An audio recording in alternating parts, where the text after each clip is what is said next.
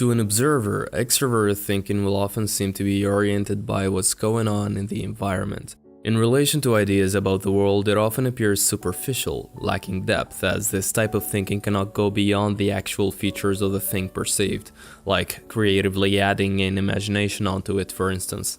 It almost seems as though it were a mere sequel of external facts, or as though it could reach its highest point only when flowing into some general idea. It seems to be constantly affected by the objective data and to draw conclusions only with their consent. Hence it gives one the impression of a certain lack of freedom, of occasional short-sightedness, in spite of all its adroitness within the area circumscribed by the object. However negative this description might seem, extroverted thoughts, although rather shallow, may be the most useful in practical matters, in planning, management of teams and enterprises, statistics, data analysis, rapid decision-making, any mission that is palpable and does not involve much introspection or depth of insight.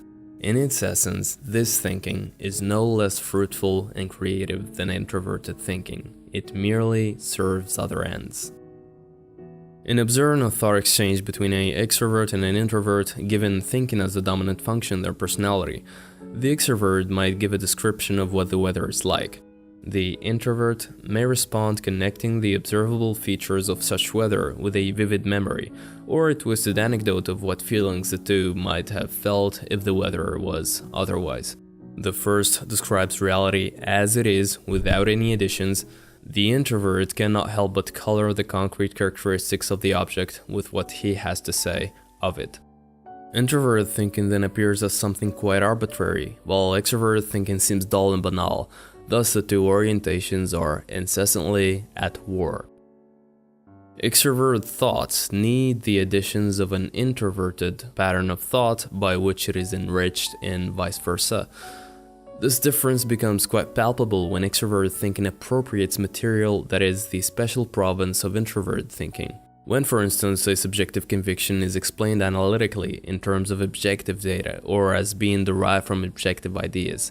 For our scientific consciousness, however, the difference becomes even more obvious when introverted thinking attempts to bring objective data into connections not warranted by the object, in other words, to subordinate them to a subjective idea.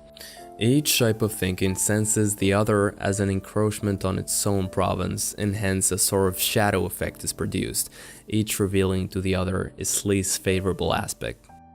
Insofar as practicality concerns us, I presume that after you have gained insight in the differences of these two types of thinking, it is of value to learn as an extrovert to think more introspectively, and it is as valuable to generalize and not get too caught up in detail at times as an introverted thinker. Try at least and be open to hear some shallow descriptions of reality which can get you out of your head, as much as deep thinking can encourage my extroverted fellows to ponder around some existential concerns and gain further insight into themselves. Each needs the influence of the other. When objective data predominate over thinking to any great extent, thinking is sterilized, becoming a mere appendage of the object and no longer capable of abstracting itself into an independent concept. It is then reduced to a kind of afterthought, by which I do not mean reflection, but a purely imitative thinking which affirms nothing beyond what was visibly and immediately present in the objective data in the first place. This thinking naturally leads directly back to the object, but never beyond it, not even to a linking of experience with an objective idea. Conversely, when it has an idea for an object, it is quite unable to experience its practical individual value, but remains stuck in a more or less tautological position. The materialistic mentality is an intrusive example of this. Thanks for watching, guys. I really appreciate your attention, and see you in the next one.